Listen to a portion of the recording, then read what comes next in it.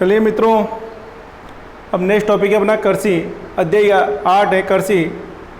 कृषि के बारे में आप सबको पता है, आप सभी के माता पिता कृषि करते हैं, परंतु इस कृषि में हम आदिम कृषि, जीवन निर्वाह कृषि, व्यापारिक कृषि, तो इन बारे में कृषि के बारे में विस्तार से, पूरे तरह से विस्तार से अध्ययन करेंगे बच्चों।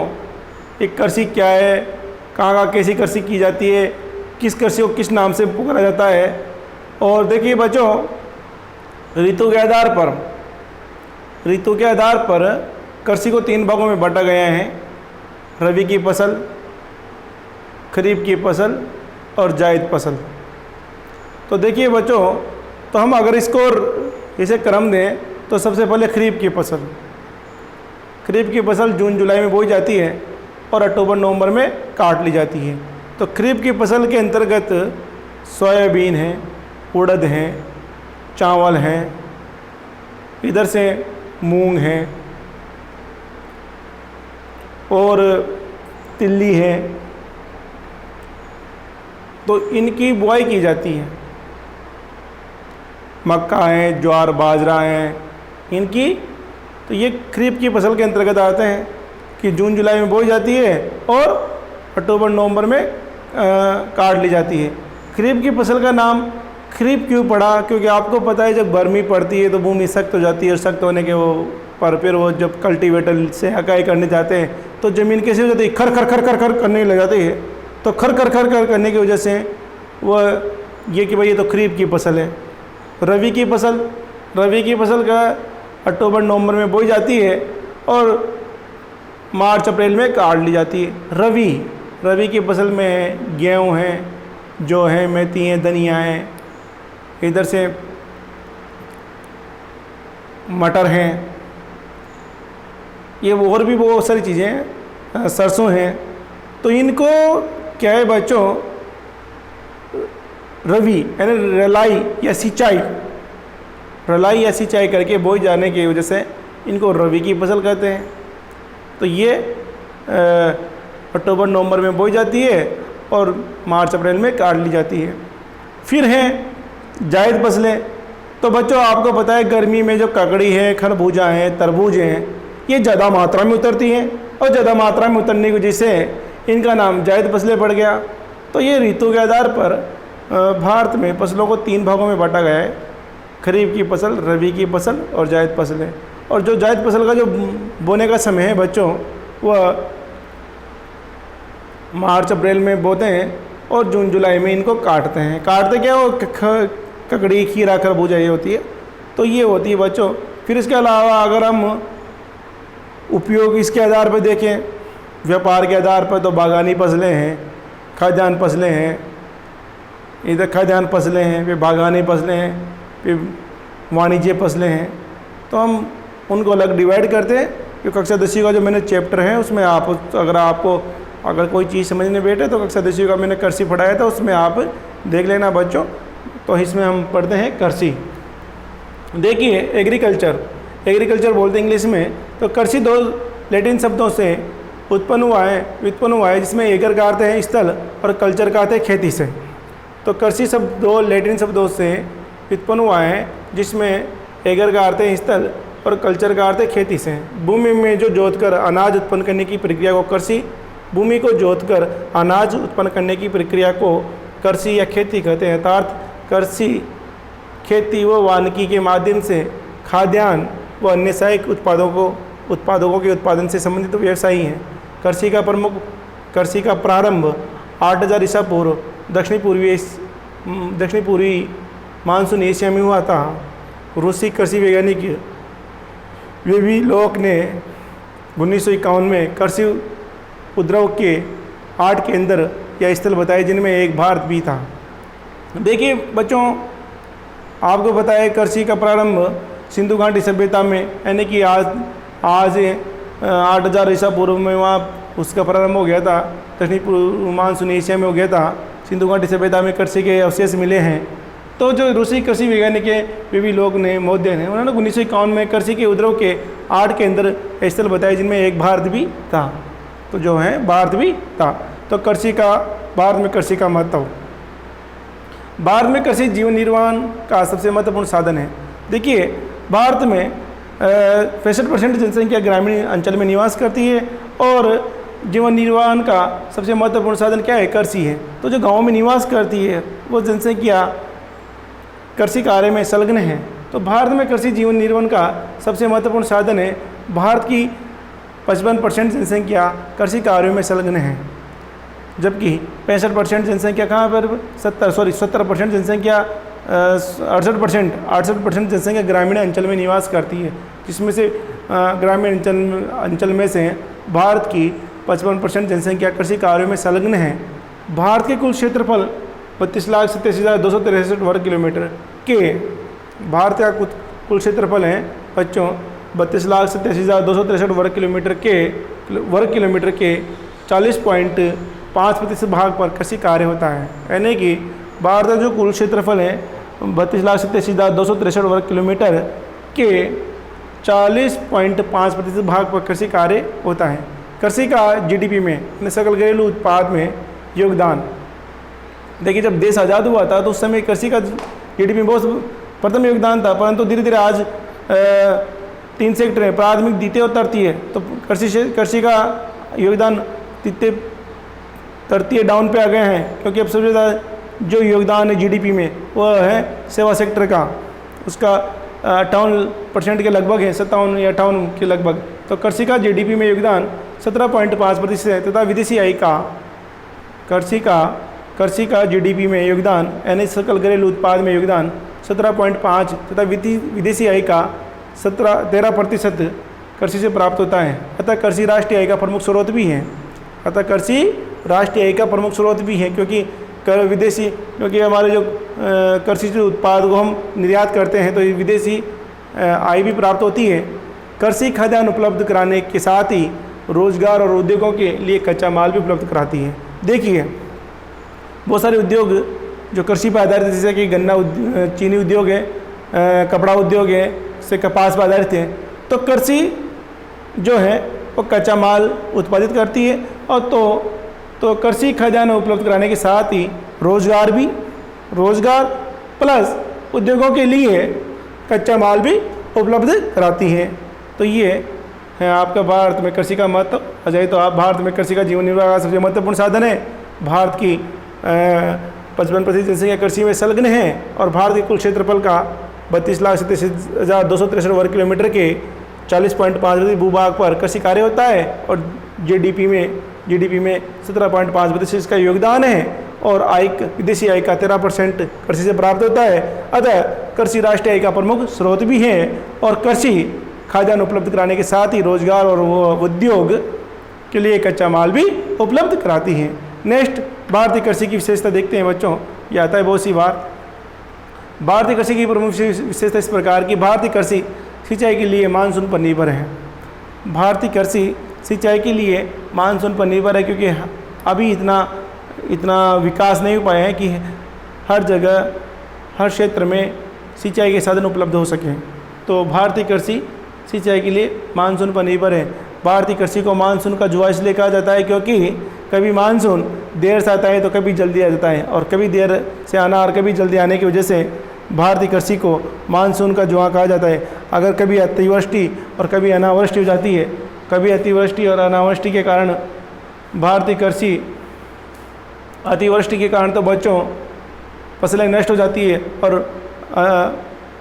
अनावृष्टि की वजह से फसलें सूख जाती है। तो भारतीय कृषि सिंचाई के लिए मानसून पर निर्भर हैं। अगर मानसून आएगा तभी कृषि होगी। प्रति हेक्टेयर उत्पादन कम है, एक और विशेषता, क्योंकि भारतीय कृषि में प्रति हेक्टेयर उत्पादन कम है। इसका कारण है कि जो किसान है परंपरागत रूप से कृषि कर रहा है, ऐसा नहीं है कि नई टेक्नोलॉजी का उपयोग नहीं करा, नई तकनीकी का उपयोग नहीं करा, इसलिए प्रति हेक्टेयर उत्पादन भी कम है। कृषि जोतों का आकार छोटा है। तीसरी विशेषता है तो कृषि जोतों का आकार छोटा है। भारतीय किसान सीमांत किसान, उसके पास कृषि जोत है, जो ज़मीन है वो कम है, आकार छोटा है, क्योंकि जनसंख्या ज़्यादा है। तो जनसंख्या ज़्यादा होने की वजह से कृषि टुकड़ों में बटी हुई है, तो कृषि जोतों का आकार छोटा है। कृषि भूमि पर जनसंख्या का भार अधिक है, क्योंकि हमारी 70% 68% जनसंख्या गाँव में निवास करती है और कृषि भूमि पर जनसंख्या का भार अधिक है। तो एक ही कार्य में सारे घर वाले एक ही कार्य में संलग्न हैं, उसे कहेंगे छिपी बेरोजगारी। छिपी बेरोजगारी पाई जाती है कृषि में। कौन सी बेरोजगारी पाई जाती है? छिपी बेरोजगारी, क्योंकि एक ही कार्य में 10 व्यक्ति लगे हुए हैं, तो कृषि भूमि पर जनसंख्या का भार अधिक है। नेक्स्ट है चारा फसलों की कमी होती है। चारा फसलों की कमी होती है, यानी कि जो फसलें हैं वो चारा फसलों की कमी है, क्योंकि खाद्यान्नों के जनसंख्या का भार अधिक होने की वजह से खाद्यान्न ज़्यादा उत्पादन किया जाता है। भारतीय कृषक गरीबी के कारण खेती में पूंजी का निवेश कम करता है। छठी विशेषता यह है कि भारतीय कृषक गरीब होने के कारण खेती में पूंजी का निवेश कम करता है। तो देखिए भारतीय कृषक हैं गरीबी है के कारण खेती में जो नई जो तकनीकी का उपयोग करना चाहिए वो नहीं करता, जो खाद बीज का उपयोग करना चाहिए, जो अच्छी उत्पादकता वाला बीज लेना चाहिए वो नहीं लेता, और जो उसके पास बीज है उसी से वो काम चला लेता है। तो भारतीय कृषक गरीबी के कारण खेती में पूंजी निवेश बहुत कम करता है। और दूसरी बात, अशिक्षित किसान, और गवर्नमेंट के द्वारा इतना सब्सिडी नहीं दी जा रही है किसानों के लिए जिससे कि वो आत्मनिर्भर बन सके। तो इस वजह से भी भारतीय कृषि पिछड़ी हुई है। खाद्यान्न उत्पादनों को प्राथमिकता दी जाती है।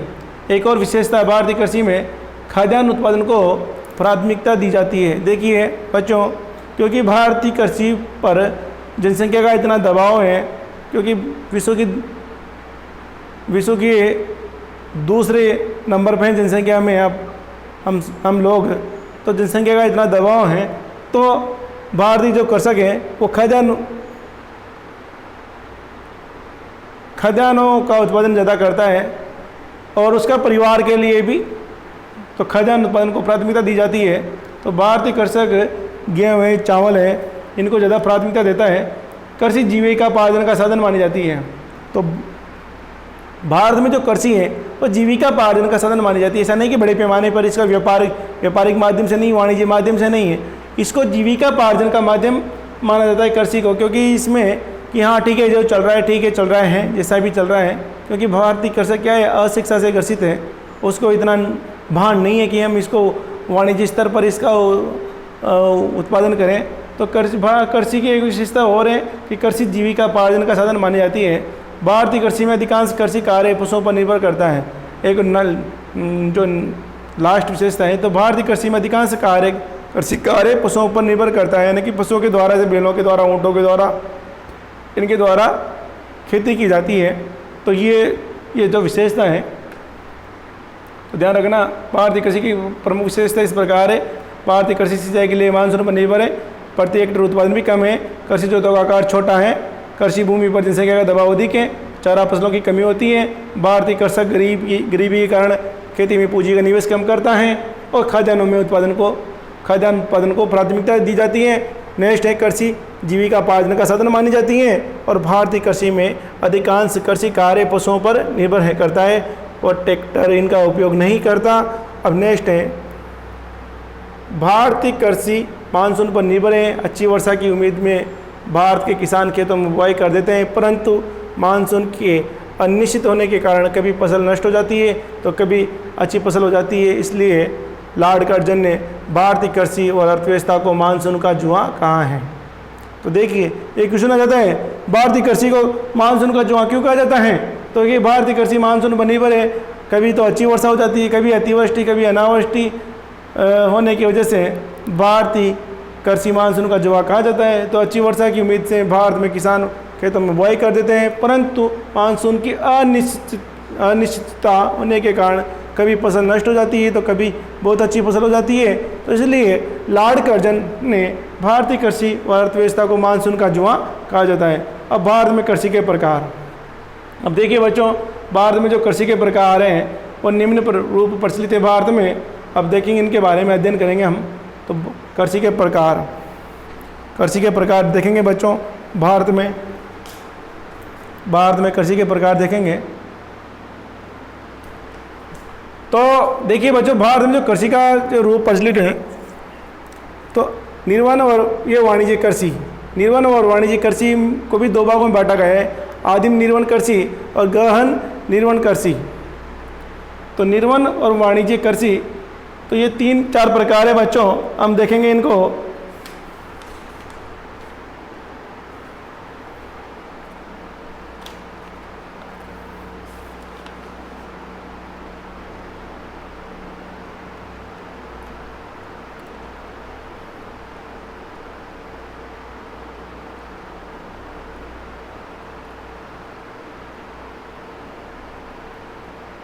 निर्वनकर्षी देखेंगे बच्चों। निर्वनकर्षी में आदिम निर्वनकर्षी और गहन निर्वनकर्षी।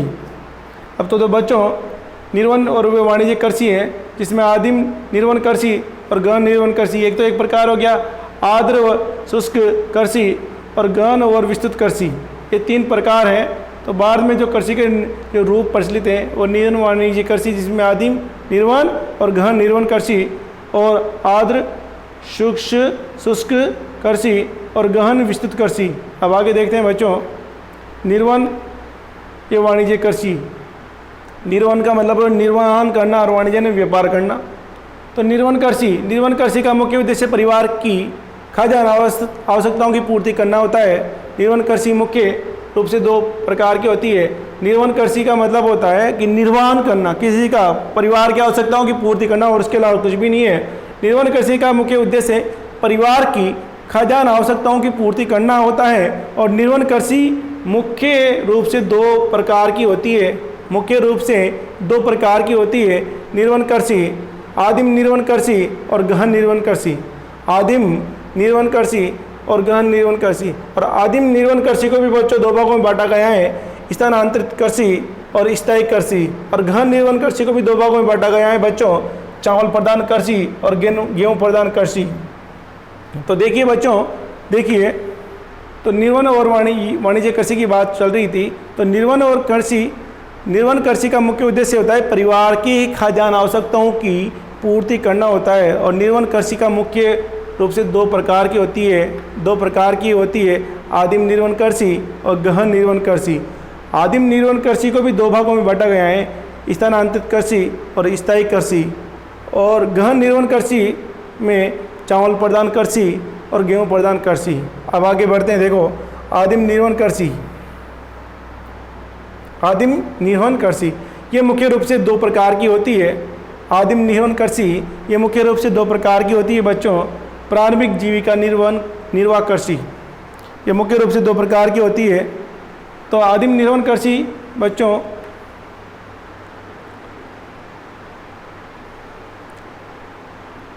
आदिम निर्वन कृषि ये मुख्य रूप से 2 प्रकार की होती है, प्रारंभिक जीविका निर्वाह कृषि या स्थानांतरित कृषि। प्रारंभिक जीविका आदिम कृषि या स्थानांतरित कृषि। प्रारंभिक जीविका निर्वाह कृषि या स्थानांतरित कृषि। अब देखते हैं, आगे बढ़ते हैं। प्रारंभिक जीविका निर्वाह कृषि यानी जीविका का मतलब है जीवन निर्वाह करना या स्थानांतरित कृषि।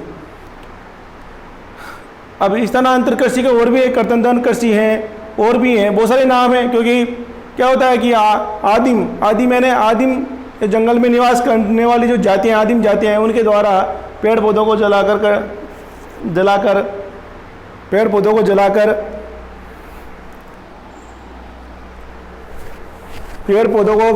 काट कर जला दिया जाता है। फिर 2-3 पेड़ पौधों को काट कर जला दिया जाता है। फिर 2-3 साल में, जब 2-3 साल तक उस पर खेती करते हैं, जहाँ तक उसमें उत्पादन होता है, उसके बाद में उसको छोड़कर दूसरी जगह स्थानांतरित ऐसी ही प्रक्रिया अपनाई जाती है। तो इसको कर्तनदान कृषि भी कहते हैं, काटना और जलाना।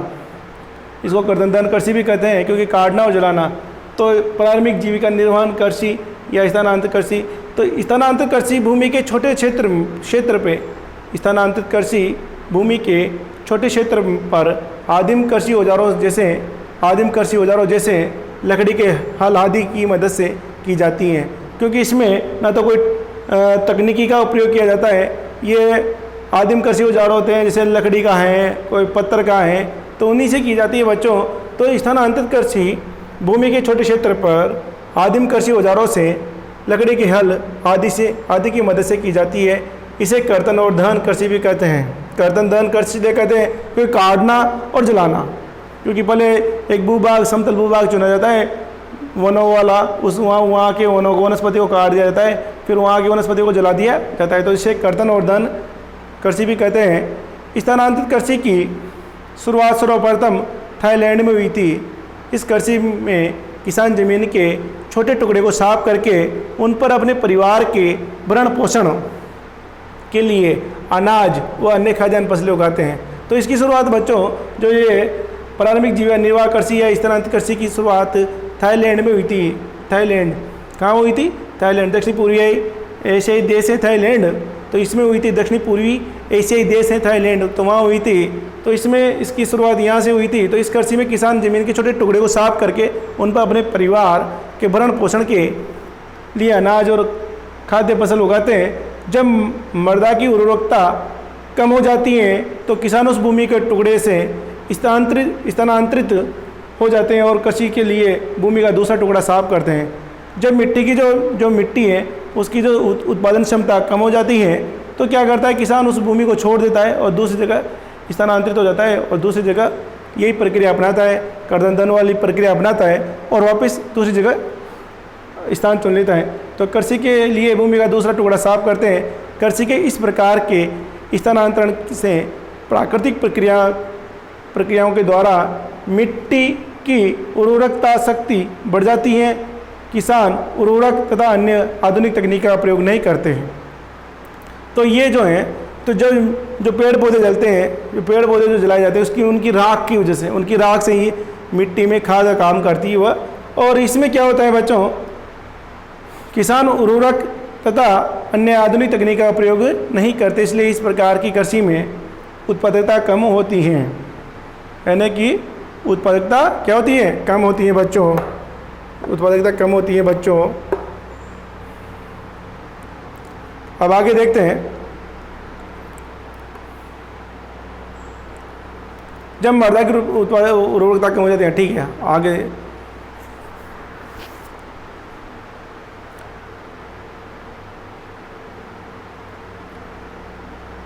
देश के विभिन्न भागों में इस कृषि को विभिन्न नामों से जाना जाता है बच्चों। देश के विभिन्न भागों में इस कृषि को विभिन्न नामों से जाना जाता है। देखिए कौन कौन से नामों से जाना जाता है।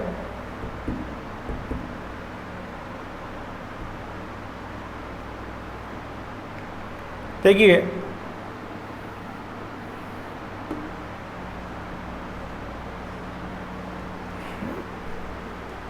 तो देखिए बच्चों, जो ये प्रारंभिक जीविका निर्वाह कृषि है, स्थानांतरित कृषि है, इसको देश के अलग अलग भागों में अलग अलग नाम से जाना जाता है।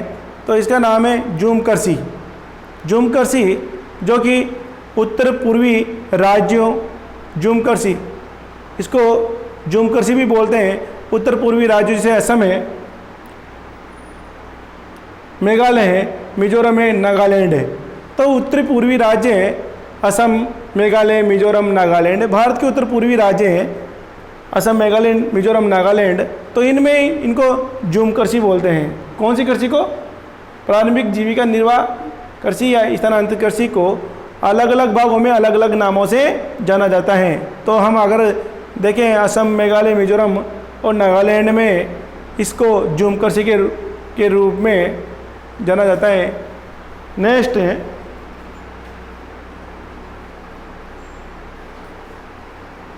ले जा साथ में ले जाए ना।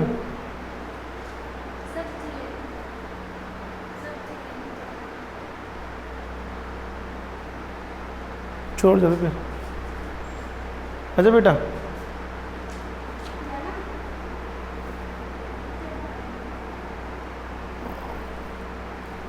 तो ऐसा कर, इसको ले जा साथ में, है ना, घर पे वापस तेरे बाहर रख लेना, अभी आ रहा हूँ मैं, है ना, ठीक है, जा। तो देखिए बच्चों, जो है उत्तर पूर्वी राज्य हैं, असम है, मेघालय, मिजोरम, नागालैंड है। तो इनमें इसको किस नाम से जाना जाता है? इसमें इसको झूम कृषि के नाम से जाना जाता है। दीपा, छत्तीसगढ़ के बस्तर जिले और अंडमान निकोबार द्वीप समूह में इसको दीपा के नाम से जाना जाता है। किसके नाम से? दीपा। छत्तीसगढ़ के बस्तर जिले और अंडमान निकोबार द्वीप समूह में इसको दीपा के नाम से जाना जाता है। और वेबर, छत्तीसगढ़ में, प्रॉपर छत्तीसगढ़ में इसको वेबर के नाम से जाना जाता है। और नेक्स्ट है पोदू, आंध्र प्रदेश में पोदू के नाम से जाना जाता है। पोनम, केरल में इसको पोनम के नाम से जाना जाता है। छिपा, पेंडा, ये गोड़, ये प्रायद्वीपीय फटार। छिपा, पेंडा, ये गोड़ जो प्रायद्वीपीय फटार है, वहाँ पर गोड़ जनजाति के द्वारा छिपा पेड़ा जो प्रायद्वीपीय फटार में स्थित है, तो वहाँ पर ये निवास करती है। तो ये आंध्र प्रदेश में देखिए, तो व्यूवर है छत्तीसगढ़ में, पोदू आंध्र प्रदेश में, पोनम केरल में, छिपा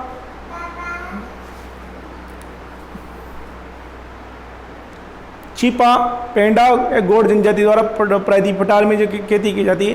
कुमारी, पश्चिमी घाट में इसको जो कुमारी बोलते हैं, और खिल, हिमालय में खिल बोलते हैं। वालरा, चीमाता या दजिया, वालरा, चीमाता, दजिया, ये राजस्थान में इनको बोला जाता है। तो इसके अलग अलग नाम है बच्चों, एक बार और देख लेते हैं अपन, कहाँ किसके किसके क्या क्या नाम है।